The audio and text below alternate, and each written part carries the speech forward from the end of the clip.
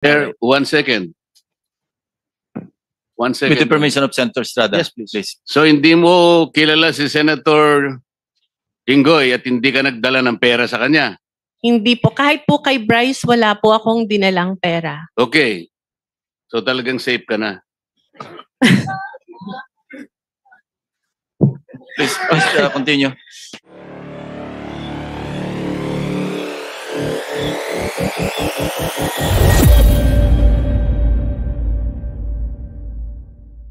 Yes, Your Honor. Yes, I am Mina Jose, and I am appearing before this committee in my capacity, in my personal capacity, and as a representative of WJ Construction. I came before this committee with the humility and respect to share the truth. First of all, I thank the committee through the leadership of our chairperson, Honorable Senator Panfilo Lacson, for giving me this opportunity to explain my side. Today, I wish to clear not only my name, but also the name of WJ Construction and those personalities who have been unfairly dragged in this controversy. I wish to clearly state first that to the best of my knowledge, Beng Ramos is not and have never been a staff of Senator Jinggoy Estrada or any senator or congressman. I have known her only as a staff of the Blue Ribbon Committee, particularly the Broom. And as far as I know, Beng is a dedicated government employee who has never been involved in any controversy, especially in this anomalous flood control projects that Ade Bryce mentioned in the congressional hearings. And as for myself, I speak from the depth of my heart that I have never engaged in any illegal activity. I have never given nor received any money from any public official or government employee, including this Mr. Bryce Hernandez. Thus, I strongly deny his accusations, the baseless and malicious accusations he threw against me and WJ Construction during the congressional hearing. WJ Construction, which my partner and I have devoted decades of honest work to build, has always stood on the strength of its good reputation. We have completed numerous private and government projects, no ghost projects, no substandards. Our clients can attest to the quality of the work and the integrity with which we conduct ourselves. Everything I know and all that I can share in this hearing, to the best of my knowledge, have been fully narrated in the affidavit that I have submitted to the committee. I am here today to affirm those truths, to defend my integrity, and to stand firm for the good name of WJ Construction, which represents not only my family's livelihood, but the honest labor of the many people who have worked for us. I'm sorry, Your Honor. So emotional. Thank you so much. Thank you, Ms. Mina. Itong affidavit dated September 17, ito ba'y malaya mong ginawa at walang nagpwersa o nananakot sa'yo para gawin ito? Wala po, Your Honor. Actually, I made the narrative myself and just asked my lawyer to please prepare it in a legal format. Okay. Kayo ba nangongontrata sa DPWH? Yes, Your Honor. Alright. Ang WJ Construction ay negosyo nyo. Tama po ba? Yes po. Kailan kayo nagsimula magnegosyo? Okay, Pumasok sa construction business. WJ Construction started po as sole proprietor when my husband was still single in 1998. And tuloy-tuloy lang po yung kanyang paggawa ng projects in both private and government projects. And in 2021 po, it transitioned into a one-person corporation. So, ano yung mga kontratang nakukuha nyo sa DPWH? Meron bang mga flood control projects? Meron po kami huling last ginawa na flood control in 2023 po. 2023? Yes po. Ano po lugar? Sa Manila po. Sa Manila lang? Yes po. Okay. Ilan yung mga flood control projects ninyo? So far yun pa lang po. Isa lang? Yes po. Magkano halaga? 24 million po, Your Alright. Honor. Okay. Sabi po ni Senate President Pro Temp Senator Ping Lacson in one of his interviews, mentioned that you were in the Senate premises on August 19. Tama po ba? I was there, Your Honor. You were Yes, Your here? Honor. Yes po, Your Ano po Honor. ginagawa niyo rito? I was invited to do an ocular of the supposed project po na dapat gagawin ko po sa office ng isa pong senator. Sino po? Uh, Pwede ba malaman kung Your Honor, if I may, it was already stated in the affidavit po that I have submitted, and with due respect, sana po not to name na lang po No, the no. good senator because he's not really involved naman po in Yes, I any know. of this. I know that Senator. I vouch for his credibility and Opo. integrity also. So, yung ba ang unang pagkakataon mo na pumunta kay rito Senato? Nagpupunta na po ako dito in the past, Your Honor. In the past, Opo. anong ginagawa niyo in the past dito? Matagal na po yon nung senator pa po yung ninong ko, si Joker Arroyo. Kasi po, bumibisita po ako sa kanya and yung mga kaibigan ko po sa Broome. So, sino-sino yung mga pinupunta? Senator niyo? Jinggoy, in fairness to all the senators, not only those present here, I would suggest that Ms. Jose or Mrs. Jose should identify kung kaninong office siya nagpunta. Okay, Senator Erwin Tulfo po. Ano po naging sadya niyo sa office niya? Meron po kasing problem yung terrace ni Senator Erwin na binabaha po siya, lalo po pag umuulan. So, ako po yung na-refer na contractor nung staff niya na kung pwede po tingnan namin gawa ng solusyon and mag-suggest po kami sa kanya. Yes, Mr. Chair. The permission of Senator Estrada? With the permission of His name Senator. has been mentioned. I think we owe it to him. No? Mr. Chair, the only time that I learned of the Double J construction was through a staff of mine na recommended me this group to fix my veranda on the 5th floor, Mr. Chair. But when upon learning her name was mentioned by Engineer Bryce, we immediately requested to cancel all contracts with WJ, where I specifically ordered to terminate our office refurbishment project with WJ. And also, that was on September 9, Mr. Chair. And then on September 11, I issued another memo asking for an incident report to all concerned employees, specifically the friend of the Double J Construction, Mina Jose. And on September 18, I passed an internal policy for gate pass and visitors pass requests na wala po muna kami tatanggapin ng mga bisita because of that. Mr. Chair, this representation is willing to submit all the documents. The memo stated dated September 9, memo September 11, memo on September 18, and of course the drawing submitted by Ms. Mina Jose for the refurbishment of my veranda on the 5th floor. Also, some contracts we're willing to submit for in this committee, Mr. Chair. Thank you.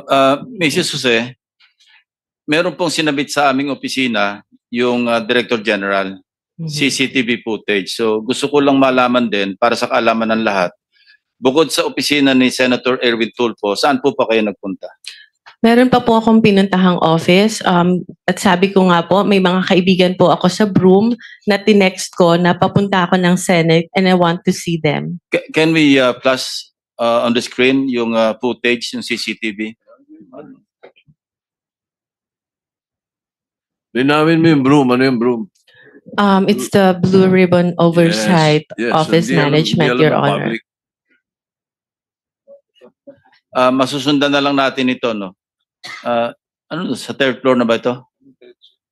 Doon muna sa ground floor. August 19. Yeah. August 19, correct.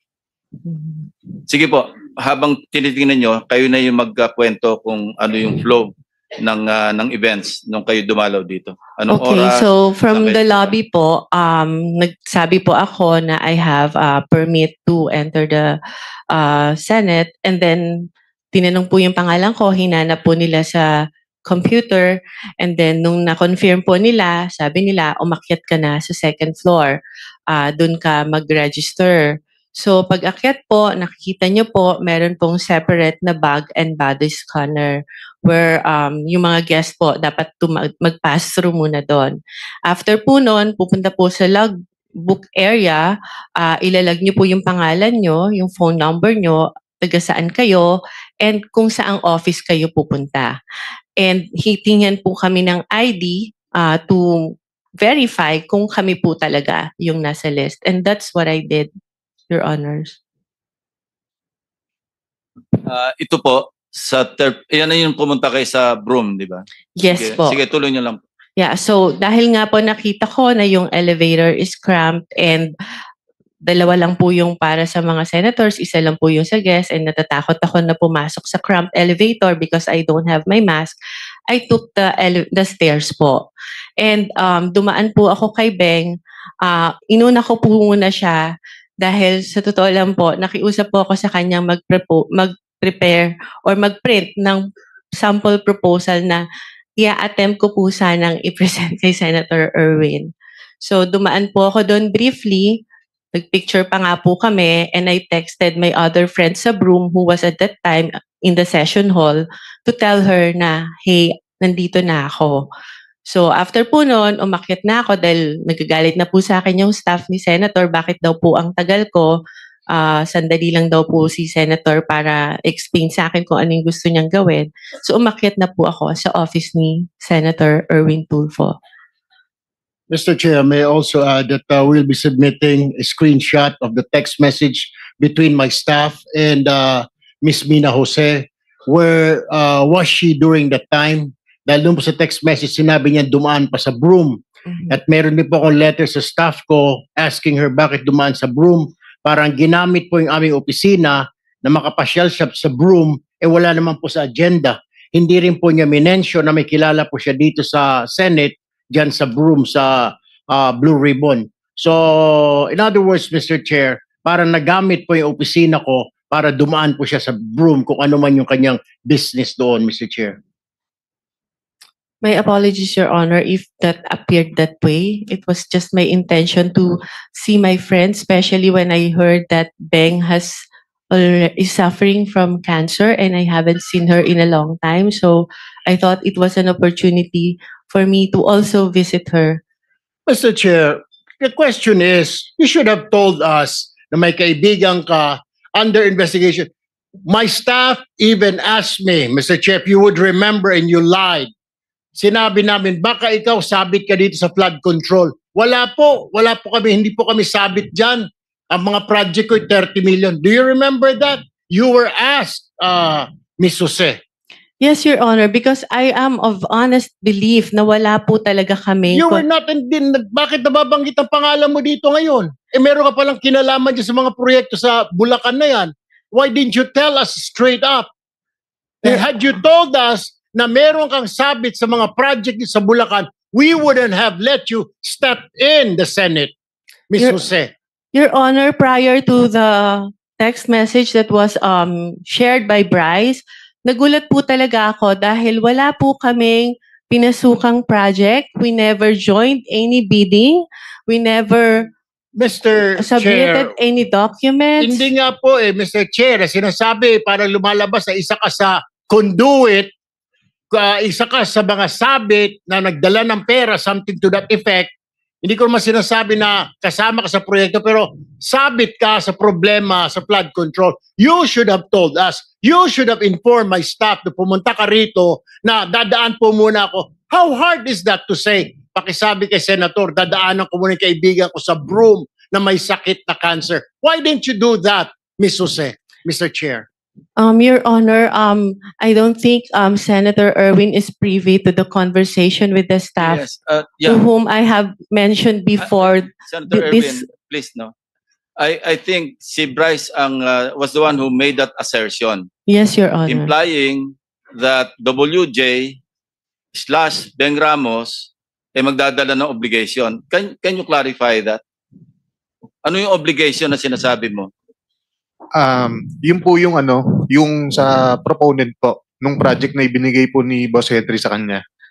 At yung regarding naman po dun sa pagdadala ng obligasyon, meron po akong follow-up na magpapatunay na si What exactly did you mean when you said nung ano ka sa house, yung obligasyon? Ano yung obligation na yon? Pera, pera po. para kanino, lagay, ano yung context ng obligation? Pera po siya para sa proponent. Ano yung sabihin? Lagay para sa proponent? Yung advance po. Opo. Advance yung, para yung sa parang proponent? bayad po para dahil nakuha niya yung project na yun. Mrs. Jose? Your Honor, I don't know what he was talking about because the context of that message is about giving him documents for a supposed po dahil hindi natuloy na joint venture. If I may, Your Honor, in my affidavit, Wait for a while, ano? And pag sinabi mong proponent, you were directly linking Senator Jinggoy, di ba?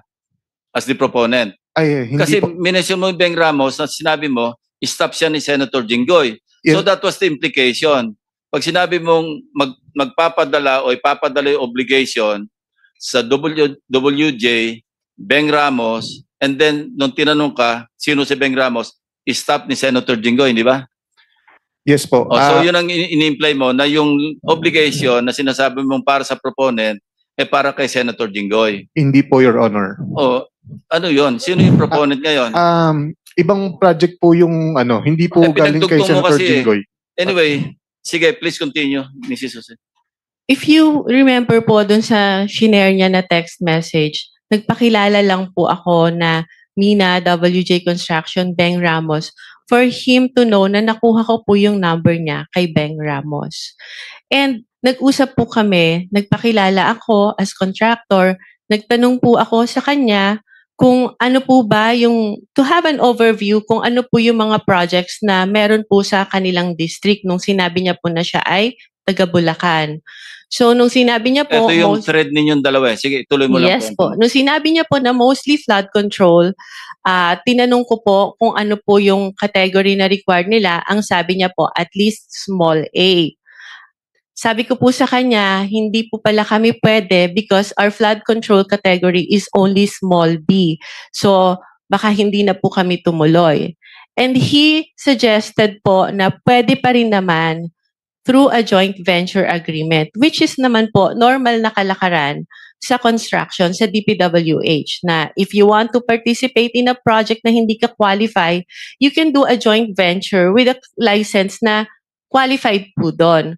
So our agreement was that, but sa kanya po, bibigyan kita, ipapakilala kita dun sa contractor na qualified, but all the expenses, sabi niya, for the processing of the joint license agreement will be for your account.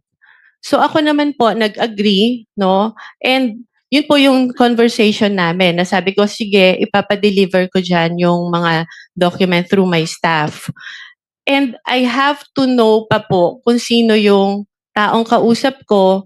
Kaya medyo ano pa rin po ako medyo cautious pa rin po ako. I want my staff to go there para makilala po siya at kung sino yung contractor na sinasabi niya.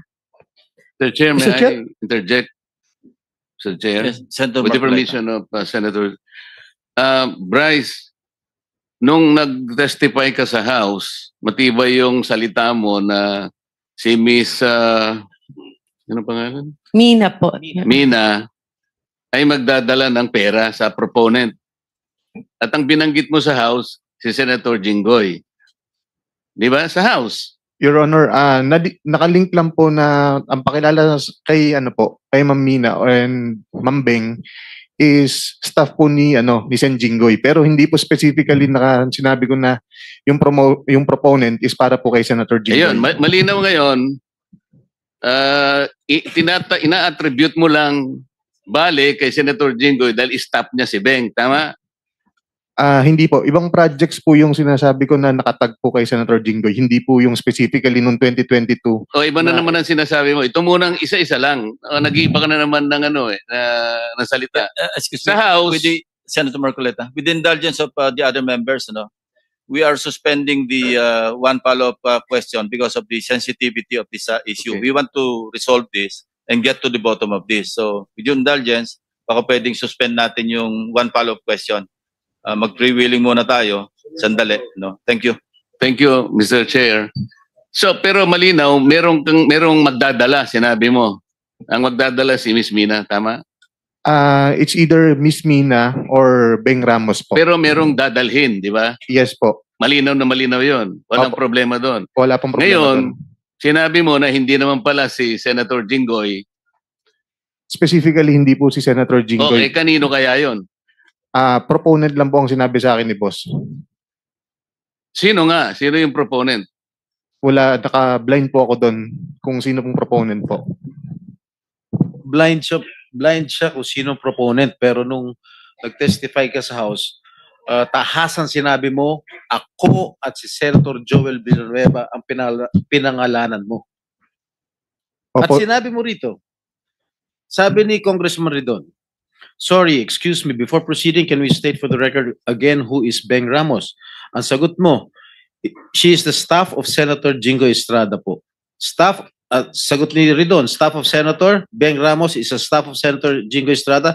Ang sagot mo, yes po, Your Honor. Oh. Hindi ko siya naging staff kahit kailan, simula nung pumasok ako sa Senado noong 2004 up to the present. Hindi ko naging staff si Beng Ramos. How did you come to that conclusion na naging staff ko si Beng Ramos? Your Honor, si Boss Henry po ang nagpakilala sa akin. No. You answer my question directly. How did you come into that conclusion na staff ko si Beng Ramos? Si Boss Henry po nagsabi sa akin na staff niyo daw po si Beng Ramos. Paano malalaman ni Alcantara yan? Mr. Alcantara, can you confirm his statement? Respectful din na, Your Honor. Hindi ko nga po kilala itong pangalan to, Mina. At yung Beng Ramos po, alam ko po, nung nagtatanong nga po ako, sila po magkakilala niya, taga Santa Maria po yan eh. Hindi ko naman po personally kilala po yan eh. So, Every time na lang po, sa akin lagi yung turo niya. magkababayan kayo ni Beng Ramos. Ngayon ko lang din po nalaman, Your Honor. Alright. Meron ka pa sinabi, sa House, this was the time na meron pang project na binigay si Boss Henry Alcantara kay Miss Beng Ramos through Miss Mina of WJ Construction. So, yun po yung ginamit na license or contractor at nandyan po yung pag-uusap kung kailan pa po magdi-deliver ng obligasyon dahil kailangan po ni Boss Henry. Okay? Oh. Ano ibig sabihin niya? Ito po yung binigay nga po na project ni boss kay ma'am na contractor, kay Ma'am Mina, slash Ma'am Beng Ramos. I thought, kilala mo ba Mr. Alcantara si Mina? We never met po. Ngayon ko lang po siya nakita. And I swear, alam po ni Ma'am Minang, hindi po kami Miss Mina, nagkikita. kilala mo si Engineer? Hindi po, Your Honor. Anyway. Kahit po si Sir Bryce Teka, sa phone Yeah, phone sino ko lang. nagpakilala sa iyo kay Bryce? Binigay lang po sa akin ni Beng Ramos yung number niya. So, over the phone lang po kami nag-usap. Okay, so kinontak mo na siya on the Opo. basis of Opo. Thank you. Okay, just to pursue further, no? Miss Mina, ni minsan, hindi ka nagpunta sa tanggapan ko, sa opisina ko. Tama po. Hindi po. Never tayo nag-usap at ngayon lang tayo nagkakilala. Tama po ba? Ngayon lang po.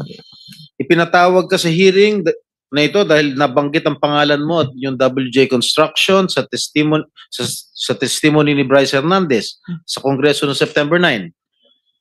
Tama po ba? Yes po, Your Honor. Okay. Ito pong text message na inilantad ni Bryce Hernandez doon sa House hearing. Okay? Natatanda mo ba itong text message na ito? Yes po, because I still have that in my Ikaw phone. ba nagpadala nito? Ako po. Ikaw? Ako po. Bakit Beng Ramos ang nakalagay doon? Pinanood ko nga po yung hearing ng congressional and it appeared po na to Bryce, ang ka-text niya po ay si Beng Ramos. So, bakit Beng Ramos ang nakalagay rito? Kasi po ang pakilala ni boss sa akin is Beng Ramos is staff niyo po, hindi naman po si Ma'am Mina. Si Beng Kaya- Ramos ang staff ko? Opo, yun po ang sabi niya sa akin. Sabi nino? Ni Boss Henry ko po. Paano niya malalaman? Hindi naman kami nag-uusap niya. Paano niya malalaman staff ko si Beng Ramos? How will he know? Hindi ko rin po alam. Yun lang po ang sinabi sa akin ni Boss Henry. Kaya po Alam mo, nagkaroon po kami ng connect ni Alam mo, Ma'am Beng Ramos tsaka si alam mo, Ma'am Mr. Mina. Bryce, masyado ka na nagsisinungaling eh. Anyway, So, ang pagkakaalam mo, sino nag-text sa'yo nito? Si Miss Mina o si Beng? Ayan po. Nakalagay po pala yung akala ko po, si Ma'am Beng Ramos. Pero si ano pala, Ma'am Mina ng WG Construction po. Okay. Ito, nangyari to December 10, 2022. Just for the record. Tama po ba? Opo, Your Honor. Sabado itong, namin, Sabado to, December 10, 2022. Kaupo lang namin mga bagong senador nun. Okay? Senator So- Jinggoy, Yes. with the Yes, please. Mr. Chair, Go ahead, please. interjection lang, Mr. Senator Jinggoy, kung baka pwedeng to give clarity, saan yung Beng Ramos na yan? Paupuin natin dito. Mr. Chair. I have conferred already, if I may, I have conferred with the chairman of the Senate Blue Ribbon due to humanitarian reasons because she is suffering from stage 4 cancer. So, kawawa naman. We decided against inviting her because she's undergoing chemotherapy. Well noted, Mr. Chair. Thank you. Sorry, I don't know about that information. Thank you. But sana, para maklaro ito. But thank you, Mr. Chair. Okay. Madam Mina, sa message mo nung December 11, which was a Sunday, may sinasabi ng isang delivery. Tama po ba? Yes po. Ano ito? Para saan at para kanino? I meant by delivery po are the documents na hinihingi niya po for the processing po ng joint venture with the supposed contractor. Hindi pera ito. Kasi ang Hmm. ini-insinuate ni Bryce Hernandez no sa House of nung nag-testify siya, ang insinuation sa akin because of my connections allegedly with certain Beng Ramos and yourself na staff ko raw si Beng Ramos, yung delivery na, ang pinalabas niya sa House, yung delivery niya, yung ibig sabihin ng delivery, pera. Na nag-deliver ka ng pera straight to my office. Yun ang ganun insinuation yung- niya eh. Ang agreement po is kami po kasi yung gagastos sa processing No, fee. no. So yung po siguro I'm yung telling you, nire-refer niyang excuse me, I'm pera. telling you that that was his insinuation when he testified in the House Yes. House of Representatives. Yes. Pero right now, you were saying na hindi mo ako kilala, hindi ka po. nagpunta sa aking Hindi tanggapan. rin Correct? po. Yes, Your Honor. So lumalabas talaga na wala akong kinalaman kung ano man ang transaksyon niyo ni Bryce Hernandez. Am I correct? Yes, Your Honor. There, 1 second. 1 With second. the permission of Senator Estrada. Yes, please. So hindi mo kilala si Senator Jinggoy at hindi ka nagdala ng pera sa kanya. Hindi po. Kahit po kay Bryce, wala po akong dinalang pera. Okay. So talagang safe ka na. Please, continue. Okay. Nabigyan ka ba o na-awardan ka ba ng DPWH project ni Bryce?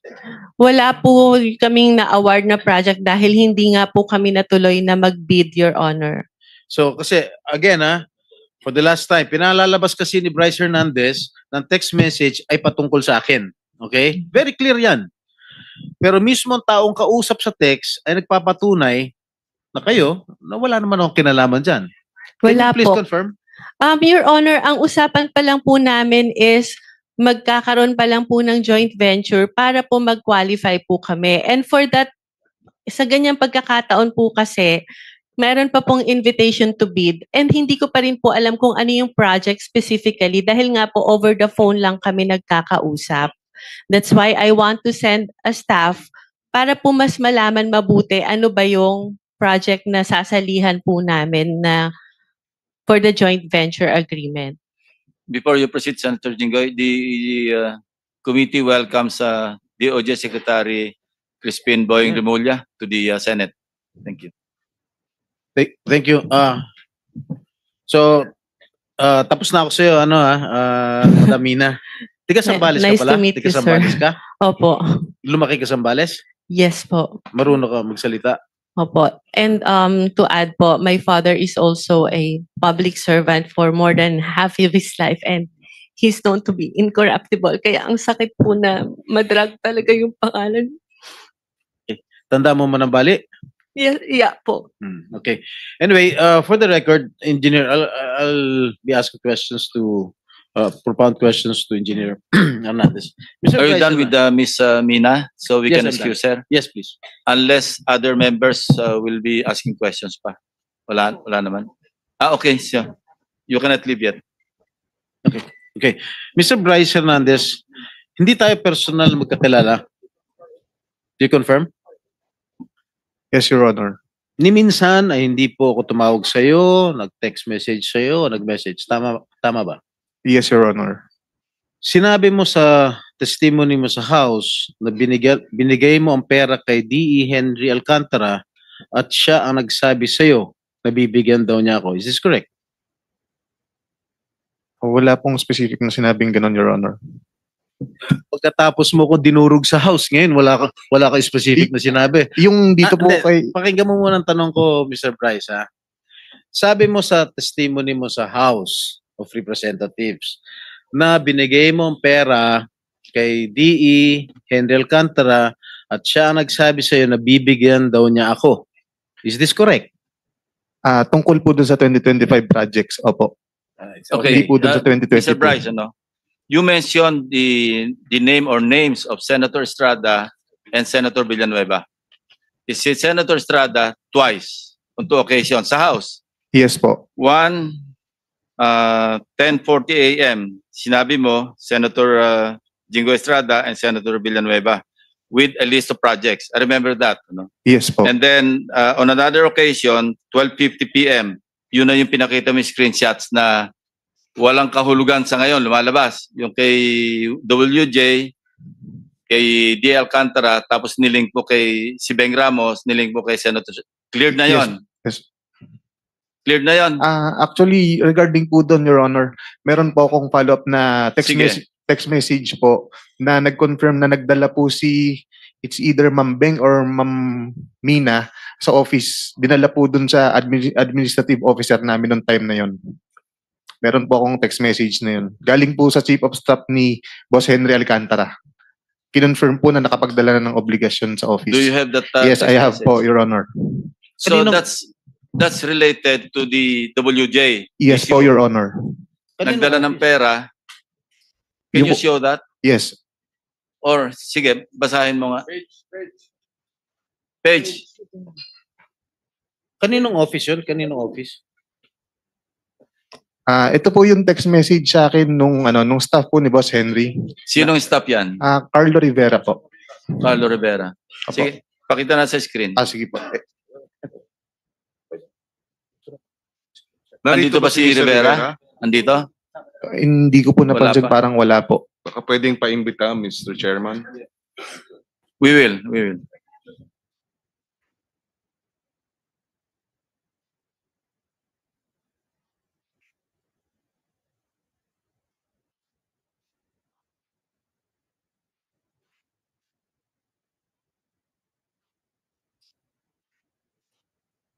While waiting, yung isa pang pagkabanggit mo sa kanilang dalawa, yung 10:40 a.m.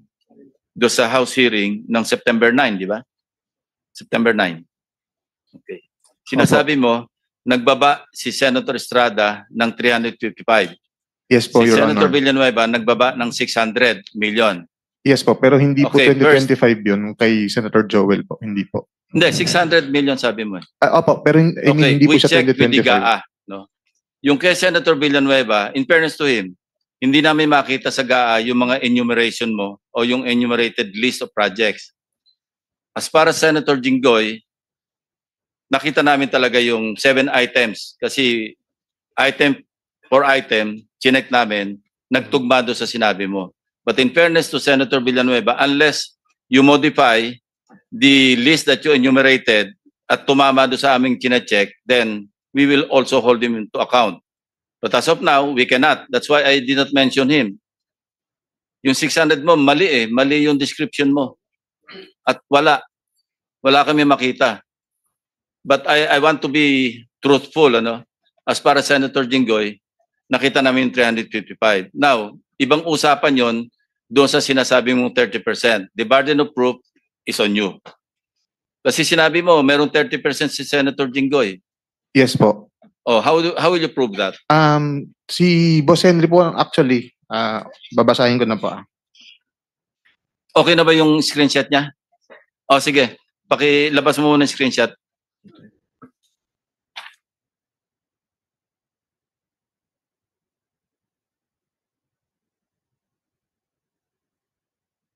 Sige, you start reading from your cell phone. Sige.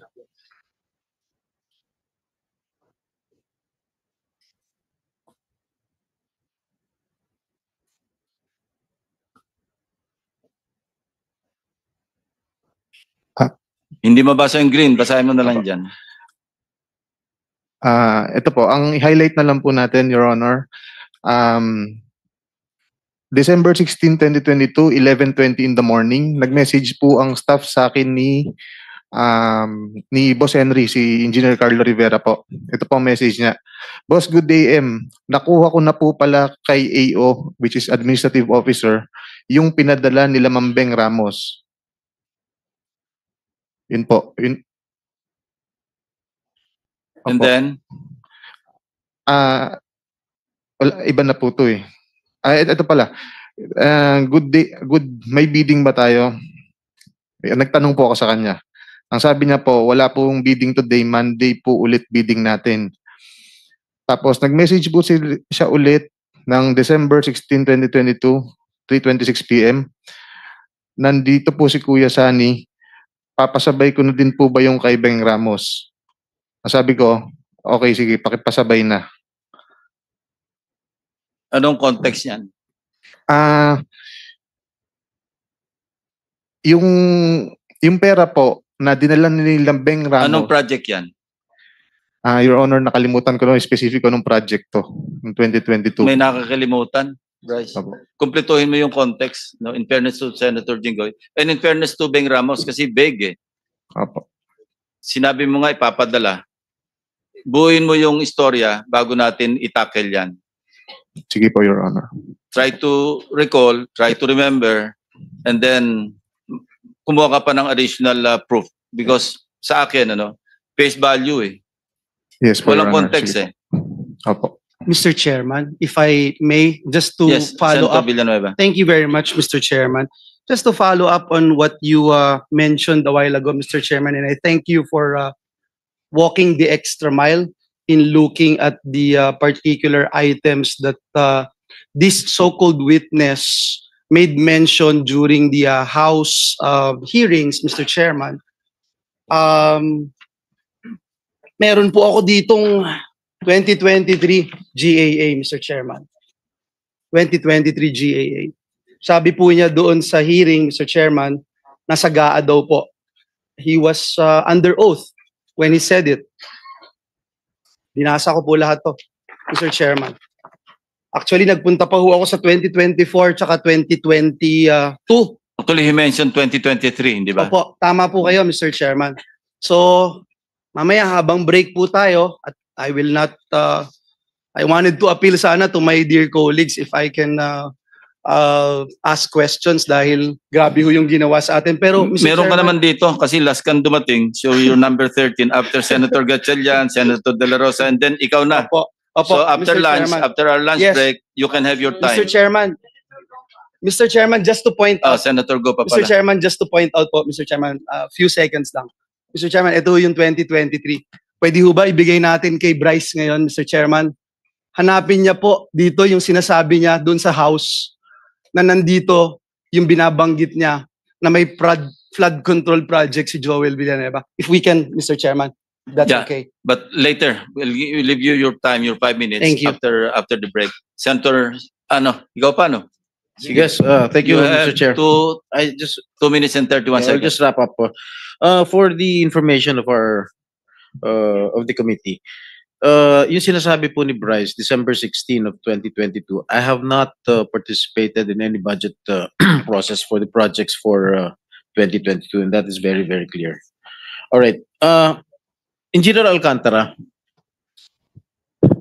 sinabi ni Bryce na binigyan daw niya sa iyo yung pera at may mga nakausap kang politiko na ang sabi niya, binigyan ka ng pera para ibigay mo sa politiko. Am I correct? Is that true? Is that true? Can you confirm? No, Your Honor. Respectfully deny po yung sinasabi niya. Ano po, ano? Respectfully deny po yung sinasabi niya na binigay niya po sa akin na may mga ganun pong issue, Your Honor. So tama si Senator Lacson, the burden of proof lies with you, Mr. Hernandez. Kasi tahasan mo sinabi sa House of Representatives at kinundina naman ako ng taong bayan dahil sa isang salita mo na ako raw ay humihingi ng 30%. Okay?